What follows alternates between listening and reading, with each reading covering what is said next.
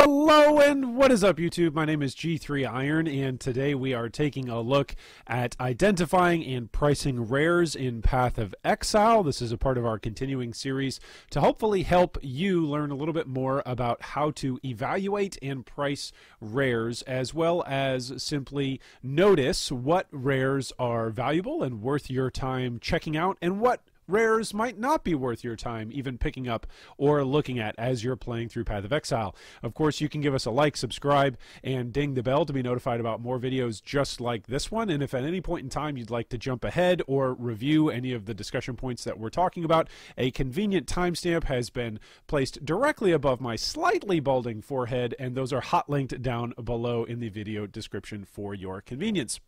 So, boots and footwear, what makes them valuable? First off, a couple of disclaimers. All the prices that we chat about and that are included in the video and in this series are subject to change based on demand, power level, and even future available mods that get added to the core game of Path of Exile. So our goal in this series is to learn the general principles of what makes something valuable, and then applying that knowledge of what makes that thing valuable to the present market, whatever league and whatever time we're in. Second disclaimer, we're not looking at uniques in this series because we're focused specifically on learning the principles for identifying why certain rares and rare mods on certain item combinations are more valuable than others. And studying uniques really wouldn't help us in that particular goal. So that's why we're not taking a look at any uniques in this particular series.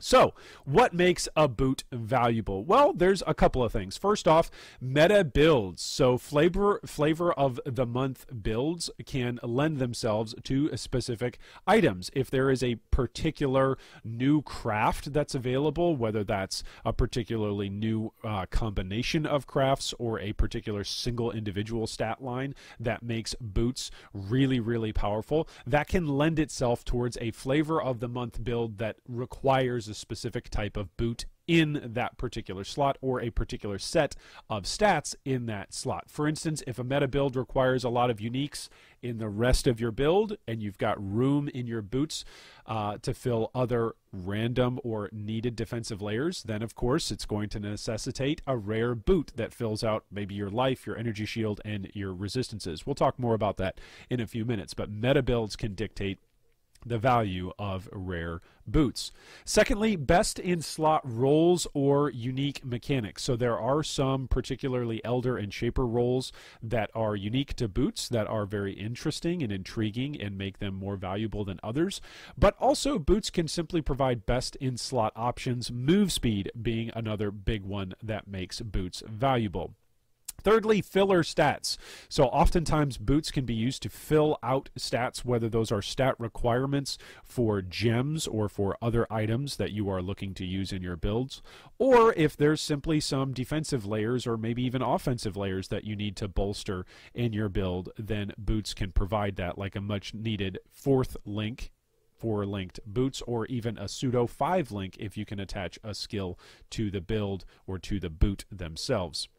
Fourthly, boots could simply be valuable because they're a luxury item. In other words, it's not something that is required to make the build function, but it is something that takes the build from maybe an average build to an above average build, or maybe an above average build to an exceptional build. So it's not necessarily core to the build, but it's something that really puts the build over the top and makes it ridiculous. What are the base types of footwear? Let's take a look. There's a couple. So there's attribute-based boots, and these come in single attribute requirements, such as your greaves are based off of strength, your slippers and boots are based off of intelligence, and then boots are based off of dex. I noticed as I was doing some research for this video that it's not always helpful simply to call things boots. This is why I'm often referring to things as footwear throughout this discussion, because simply calling something boot really doesn't differentiate it between an int-based slipper or a dex-based boot. So there's some lingo there just to be aware of, that as we're talking about boots, just make sure that as we're discussing things that you're not getting tripped up on any of that language.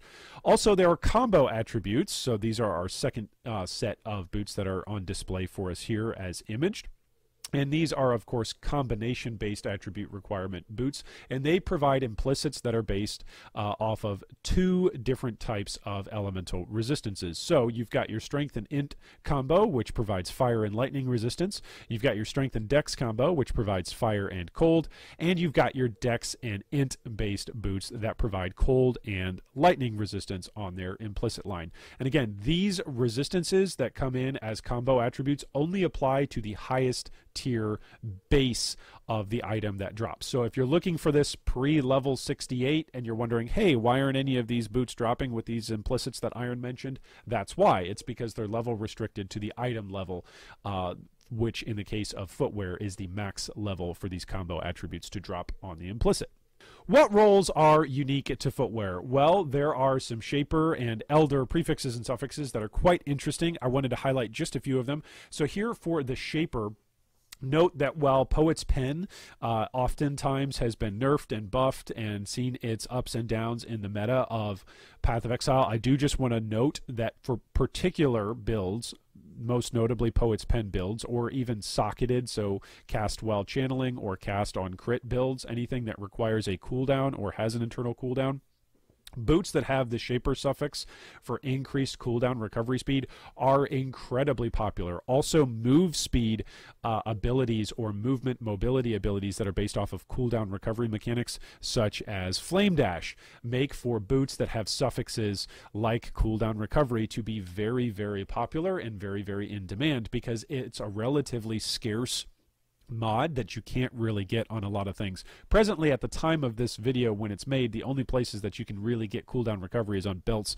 and on boots. So if you're playing a build, whether that's a Poet's Pen build, whether that's a cast while channeling or cast on crit build, anything that's got an internal cooldown that can be modified, these boots that are shaper boots that have got the suffix increased cooldown recovery are going to be quite valuable, because they're one of the only two places that you can really get that stat in the entirety of the game. Also, wanted to show here that for the Elder prefix, socketed gems are supported by level blank Fortify. That's really, really nice if you're looking for a particular pair of boots that you'd like to simply link with Fortify. Most of the time, your on-hit mobility skill is how players will actually apply Fortify.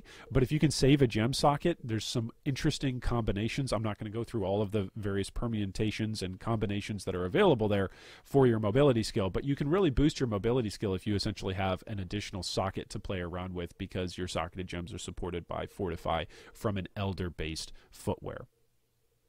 Also, Delve has provided some prefixes and suffixes that are quite interesting. So the big one that we're going to pay attention to today is simply plus to maximum life and percentage increase to maximum life. This is a huge value roll that you can get through crafting using fossils targeting life. It's very, very important to hit this for a lot of life and hybrid based builds, because who doesn't need more life? And it's not only a flat maximum life roll, but it also provides an increased maximum life roll, which is fantastic when you consider how many different passive points get spent on the passive tree to go grab increased maximum life on your passive tree. And these boots, if you craft them with the Delve prefix, can simply provide you with an additional percentage to the increased of your maximum life, which is awesome. Then, of course, the Delve suffix at the very bottom has a abyssal socket, which is really, really cool that we have the ability to, at any point in time, craft and turn a rare item into what is essentially another abyssal socket stat stuffer, which is great. Those of you that aren't sure exactly why that's important, I'll simply say this. When abyssal sockets and abyssal gems first came out, the only way that we could really equip them was either via the passive tree, via jewel sockets, or via these unique items that came out. So the fact that you can take and make an option and make a build rather than requiring yourself to use a unique item that has got abyssal sockets built into it, but now you can simply have an abyssal socket on an already awesome rare base that provides you with maybe some defensive layers for HP or energy shield, or some resistance or some move speed. That really opens up a lot of flexibility for the rest of your build, and so it provides a lot of value and is quite valuable in the trade market. What are some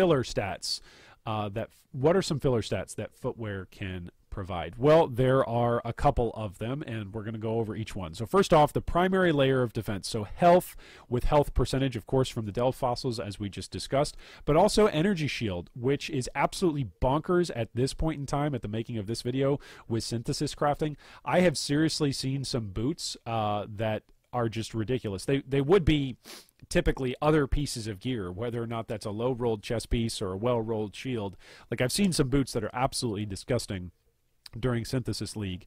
And so one of the things that you're going to want to keep a lookout for as you're looking at rares is whether or not you've got a good roll on your energy shield relative to the level of rare for the footwear that you've got.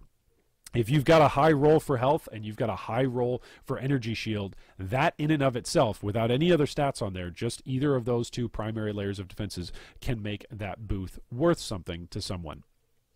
Also, the second thing that's filler is resistances and move speed. So move speed is huge. I mean, it's boots, for crying out loud. You want to go and you want to go fast.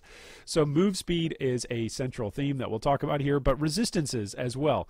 Oftentimes, and this happens almost every league, oftentimes I and a couple other guildies will simply find a single pair of boots that's really, really good, and we'll make a decision about whether or not we're going to sell the boots for profit and then split the profit amongst ourselves as a guild, or if we're going to share these boots at different level requirements that we've got because they're simply very, very nice.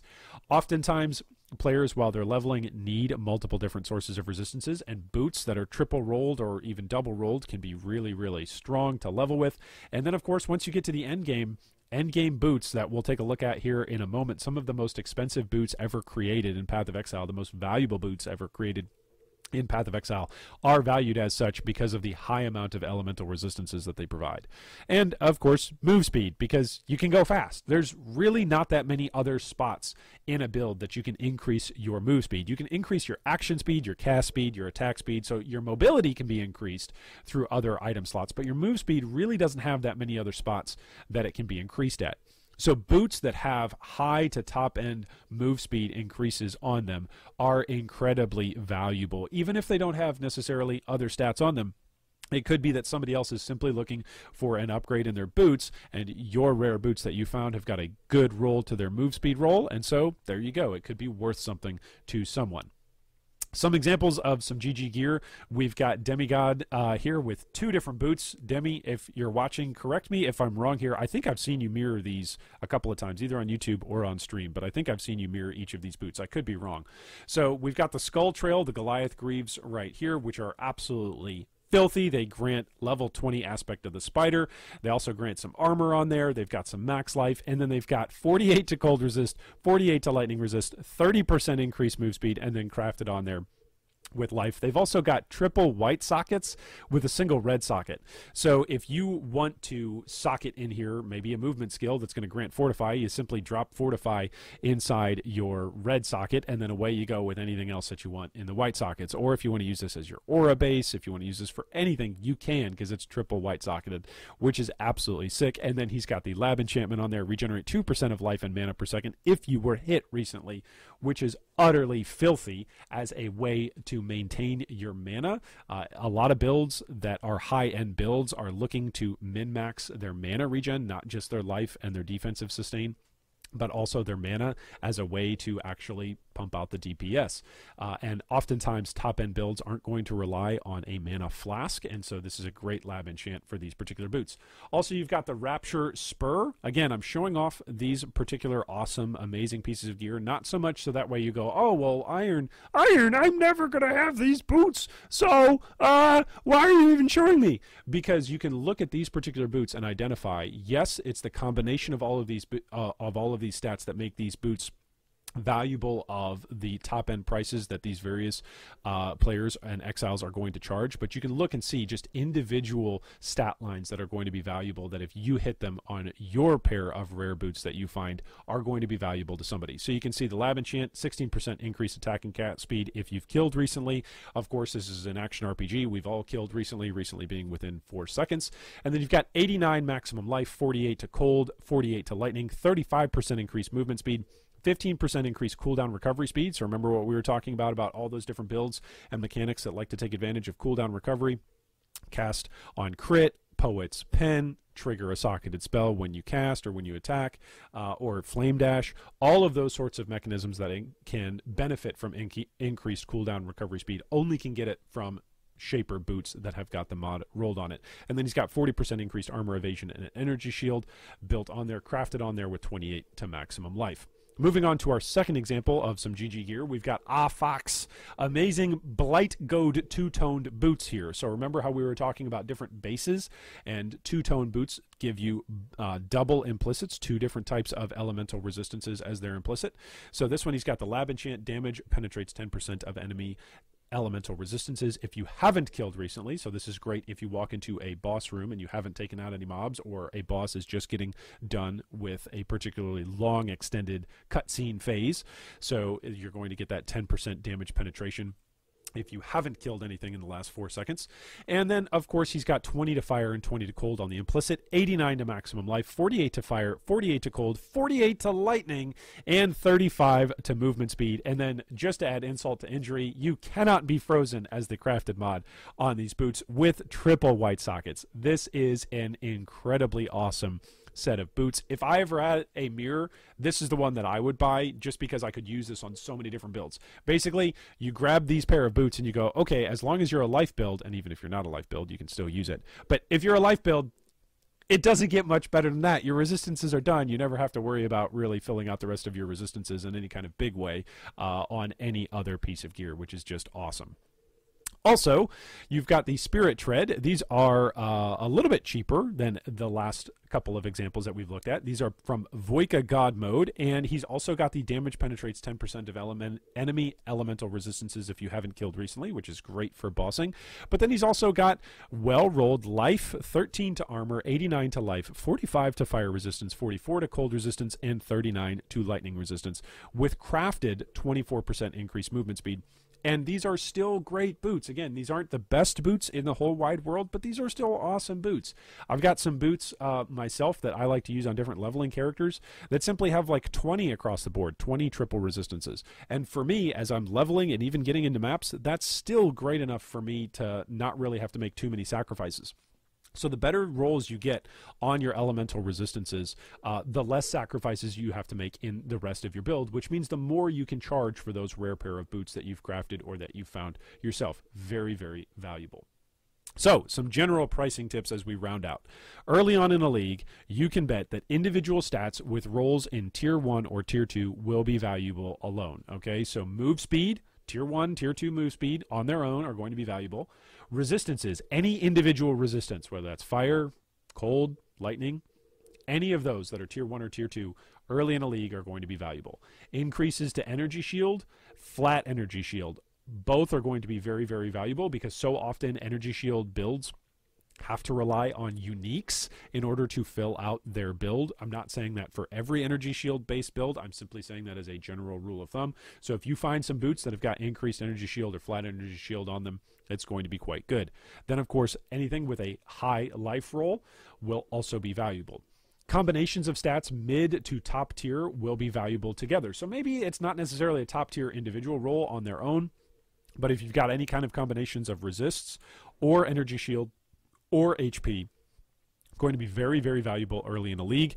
HP or energy shield plus mana for any of those players that are playing MOM hybrid life-based builds are going to be very valuable. And then, of course, move speed plus anything that's Tier 1 or Tier 2.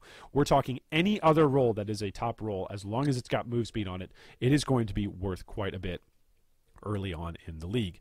Continuing on, as the league ages, you can bet that individual stats with multiple rolls in Tier 1 or Tier 2 will be valuable if they've got resists plus HP plus energy shield. You're going to need all of those things in order for your item to be worth something as the league ages. Same thing for move speed and resistance.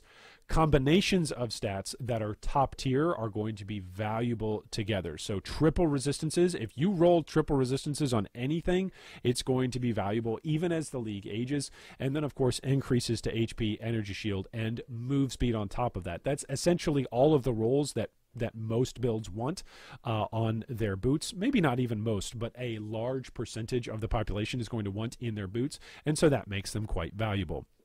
So, to sum up, Knowledge of the meta provides you with a baseline of value for what people want to do.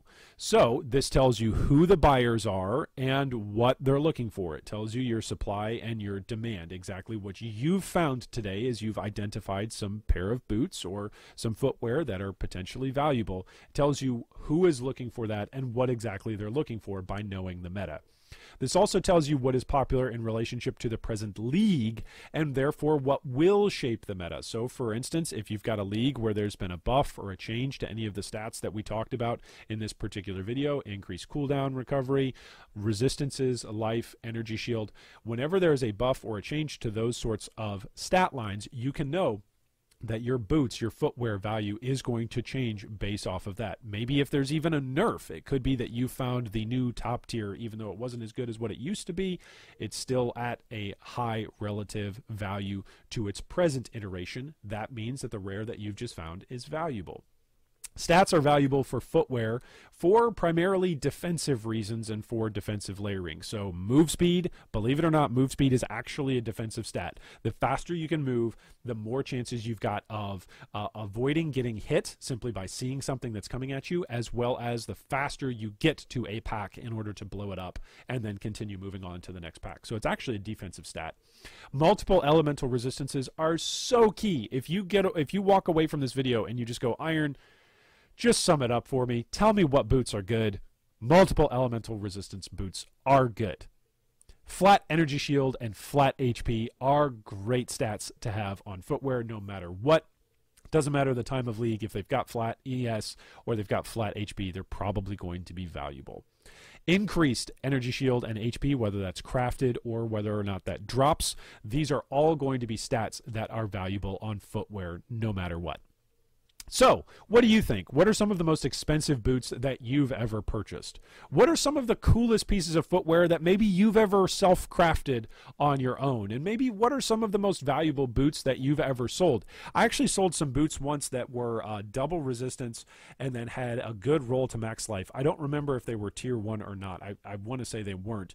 But it was just good rolled life, good rolled resistance with 2 different resistances, and then they were top level resistances, and so they also had the implicits on there for 2 additional resistances.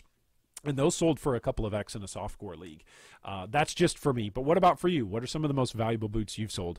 And then what do you look for in footwear when you're evaluating footwear and its value? Of course, you can leave us a comment down below. I always enjoy all of the discussions that we have whenever we're talking about pricing. If you've got tips or tricks that you'd like to share with the rest of the community, feel free to do so down below, as I know a lot of our community members are new and enjoy learning as much as they can about Path of Exile. Thanks so much for watching, and I hope today is the day that you find a Mirror of Calandra right after you ID some awesome epic rare boots. Nice patrons, yes, good patrons. They're so kind and supportive. I can't believe you watched that thing. That was good job. You did it. You got through the whole video. Yay.